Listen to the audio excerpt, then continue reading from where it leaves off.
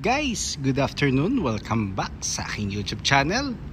For today's video, check natin ang 2024 Honda CR-V 2.0 RS eHEV CVT Platinum White Pearl.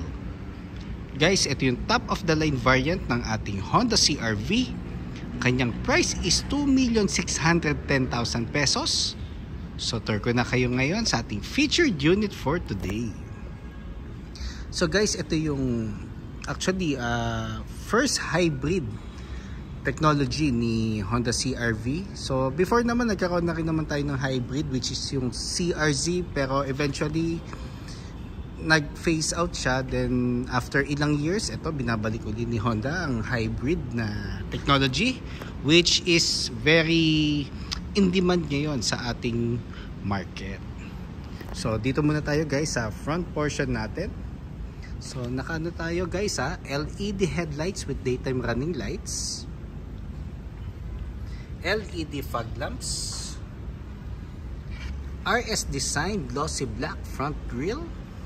Then the good thing about kay Honda CR-V, siya pa lang ang unit ng Honda na may transparent case ang emblem. Then eventually pag RS or top of the line, meron siyang blue outer line. Then sa lower front bumper naman natin, naka diamond shape na matte black ang ating bumper. So guys, ito nga pala yung 6th generation ng ating Honda CR-V. So regarding sa all new look niya, mas malaki na siya tingnan compared dun sa previous generation. Then isa sa mga gusto ko pala dito sa front portion ng ating Honda CR-V is itong glossy black accent sa upper portion. So nagko-complement talaga yung glossy black front grille and yung garnish or yung accent doon sa pinaka front bumper niya. Kahit dito sa mga fog lamps natin guys, meron siyang garnish na continuous siya doon sa lower bumper. Then guys, nga pala ang ang maganda dito kay Honda CR-V regarding sa availability na unit, medyo may mga dumadating na unit na every month compared doon sa mga previous month nung starting nung nilaunch siya. So just in case na gusto niyo mag-inquire, mamaya iwan ko yung details ko. So back na tayo uli sa ating vlog for this Honda CR-V hybrid. So regarding naman guys sa kanyang engine, so siya, dalawang makina siya guys. It's a combination of electric and motor engine. So meron siyang 207 horsepower, then 335 Newton meters of torque.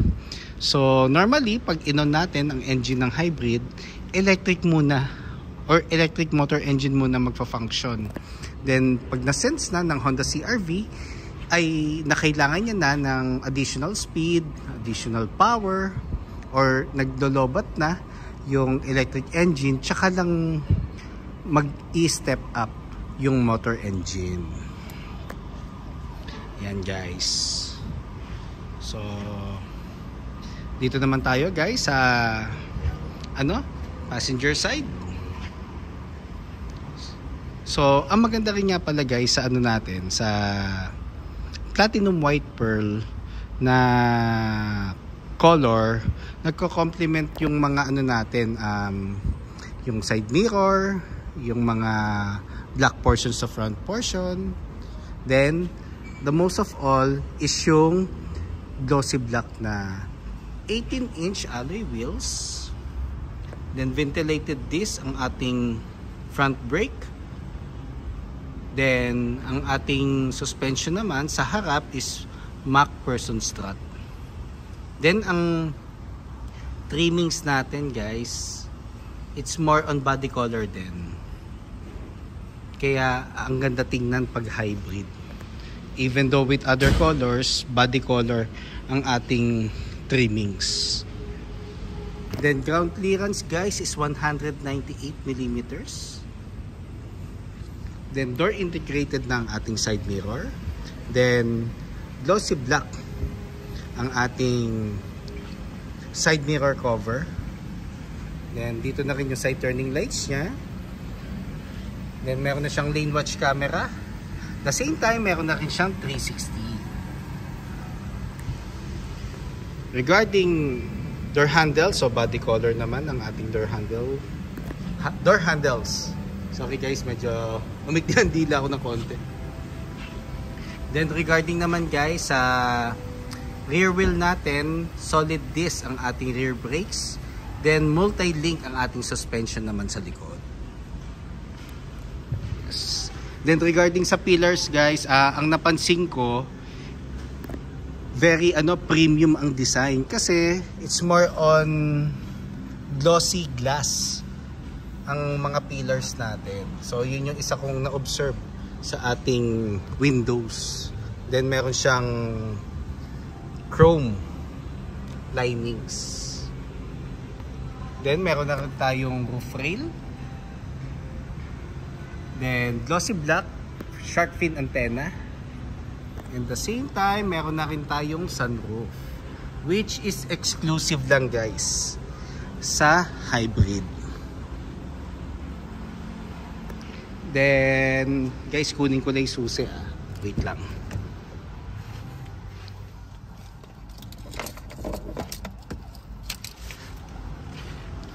So dito naman tayo guys sa back portion. So lagay ko lang sa pocket ko muna ang ating smart key. So ito yung kanyang back portion guys.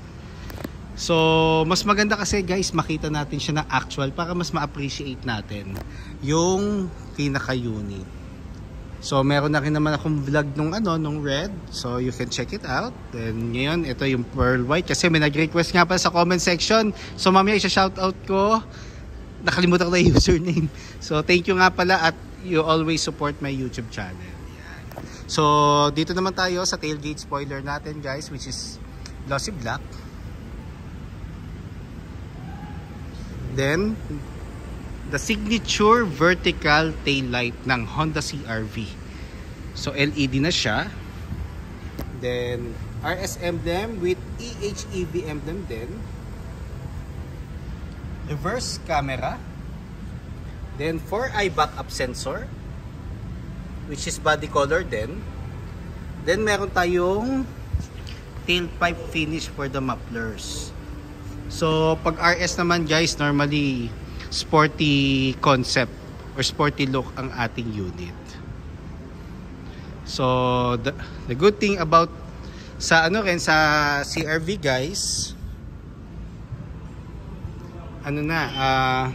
power tailgate na ang ating pinto sa likod.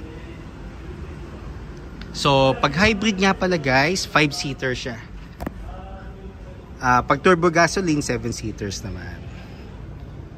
So regarding din sa hybrid guys, wala siyang spare tire. So it's more on sealant and tire inflator. Then ang battery ng hybrid nga pala guys, 8 years warranty. Ulitin ko guys 8 years warranty. So meron din siyang guys, hands-free assist sa tailgate. So pagdala mo yung smart key, swipe mo lang yung paa mo dito sa ilalim, mag-open siya and magko-close. Then dito naman tayo sa driver side. So guys, pa rin siya, gasoline pa rin siya. May gasoline engine pa rin siya. So yun yung maganda, dalawa ang makina natin. So dito naman tayo sa door panel ng ating second row. So urethane texture with glossy black and chrome accents. Then sa armrest sa door panel natin, meron siyang leather texture with red stitches. Then sa seats naman, na siya, full genuine leather with red stitches din guys. So ayan, medyo kita. Ayan yung mga stitches niya.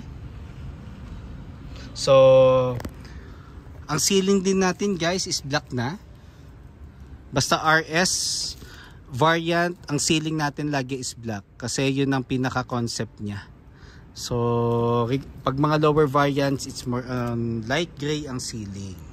So regarding naman interior space, very spacious ang ating Honda CR-V. So kung makikita nyo, napaka luwag ng ating legroom. Then ang ating dome light is LED na. So touch na siya. Then sa middle section, meron tayong aircon vent. Then meron tayong dalawang charging ports which is type C. So dito naman tayo sa front portion guys. So driver side. So meron tayong memory seats, so 1 and 2 kasi ang smart key natin guys is meron siyang numbers. So meron siyang number 1 and number 2 and so kung ano yung smart key na dala mo, yun ang ipoprogram ng seats natin sa driver seat. Then power folding side mirrors, adjustment ng mirrors, ito yung knob, central door lock, then window lock, then window switches. Then nakano na tayo power seats, driver and passenger seats is powered na. Then meron lumbar support ang driver side. So ito yung texture ulit ng seats natin with red stitches siya guys. Then ventilated seats na rin siya. Sa mga nagtatanong, ventilated seats na.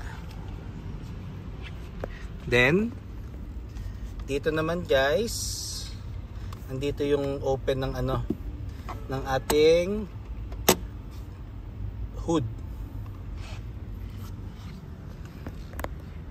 So upo muna ako guys sa ating Honda CR-V. So may ambient light siya dito sa sides ng door. So it's more on, actually it's more on parang pearl white din ang color niya. So saka ko lang. So pag sinara natin yan guys, meron tayong full digital panel and ito ang ating welcome display. So start ko lang.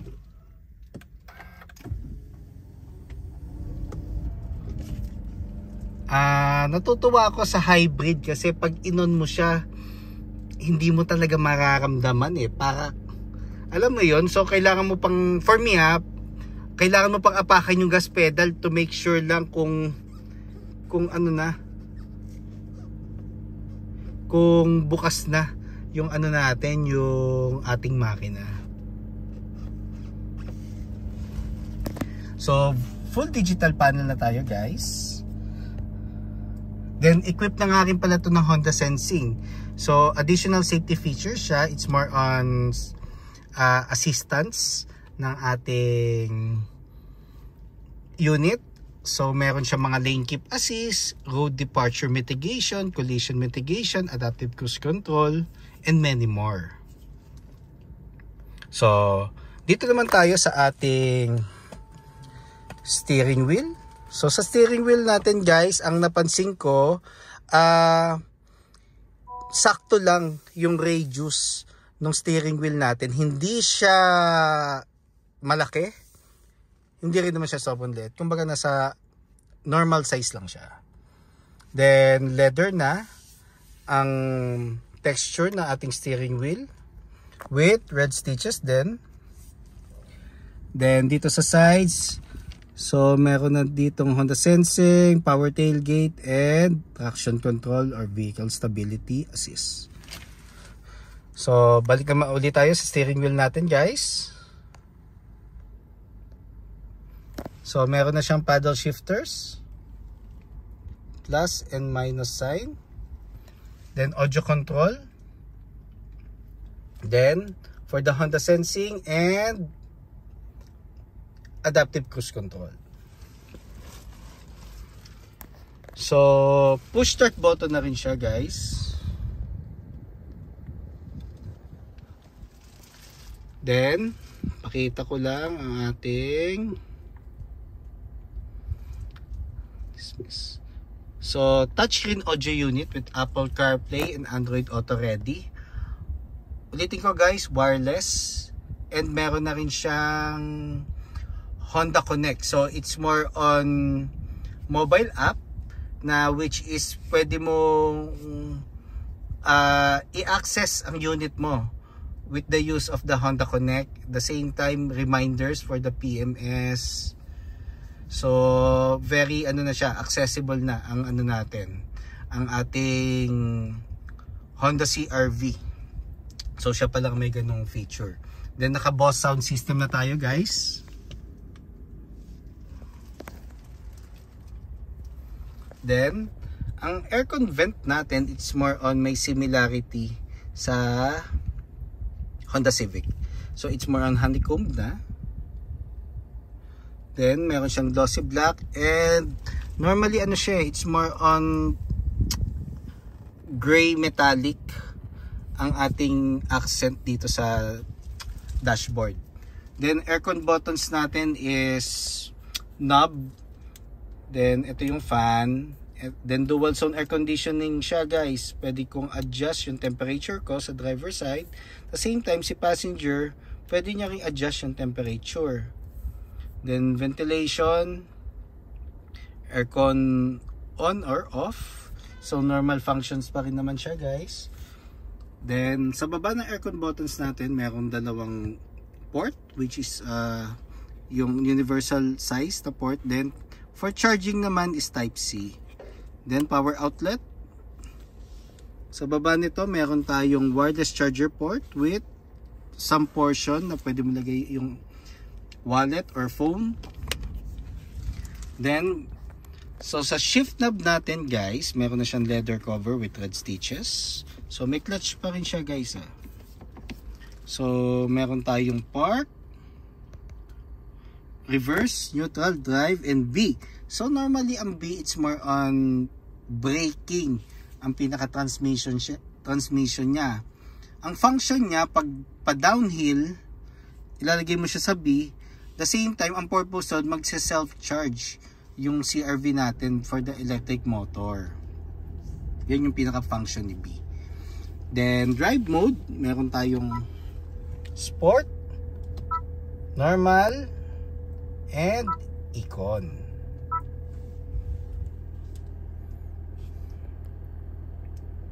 Then hill descent control, gagamitin natin siya pag pa downhill.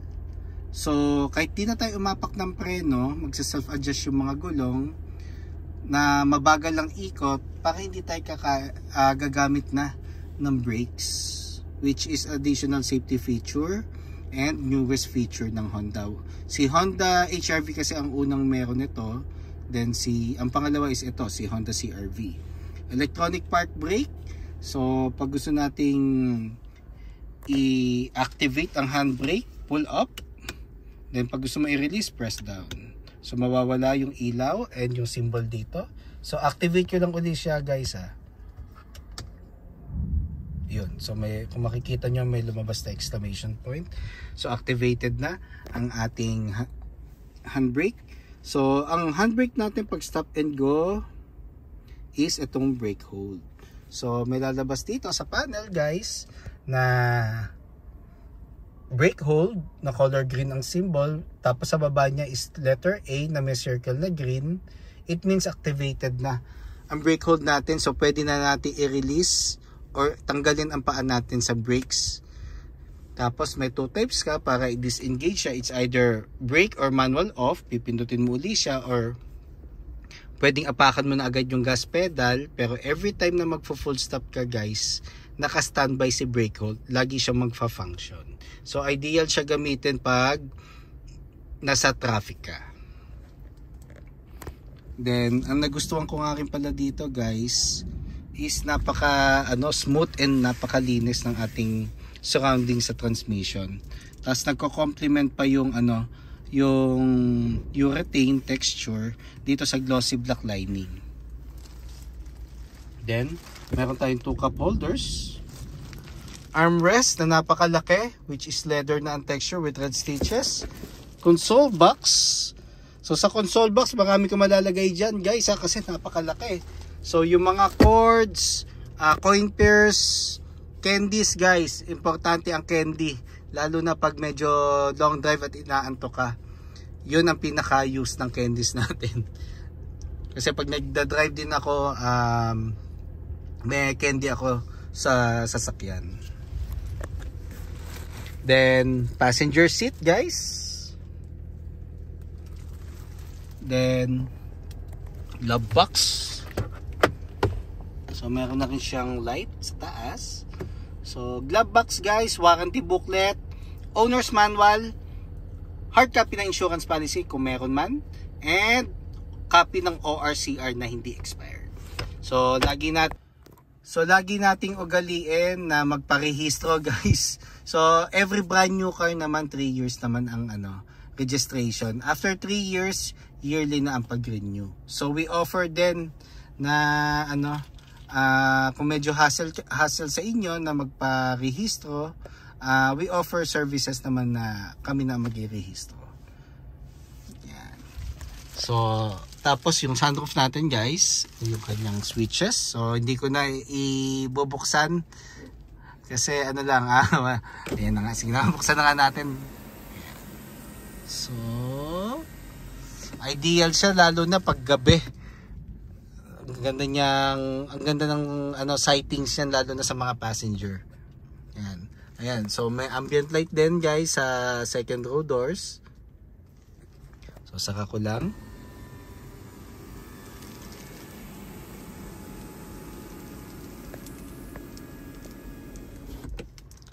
So ito, lagyan na ng shades. Then LED na guys ang ating map light.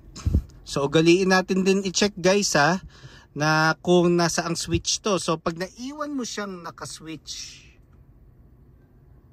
sa on at lumabas ka ng possible ma-drain yung battery. So ugaliin natin nasa gitna or kung gusto mo sigurado, lagyan na natin siya sa off.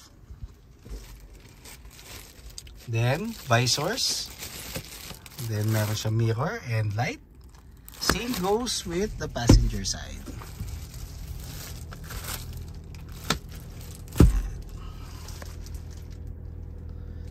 So guys, ayun. So ayun naman. So makikita nyo nandito yung charge ng electric.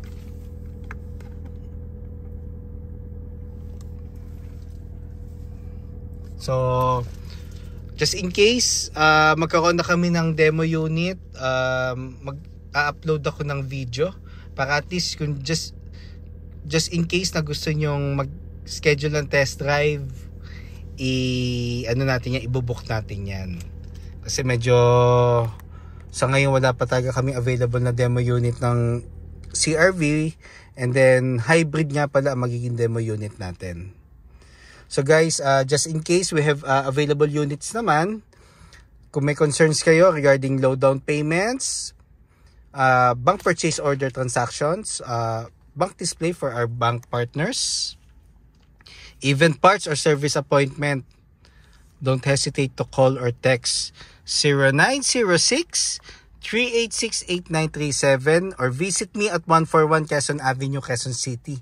And syempre, look for me, Ross Oliver Cruz, ang inyong friendly sales executive here at Honda Cars Quezon City, providing a hassle-free transaction to all customers since 2016, and looking forward to meet you here guys and render my services to you.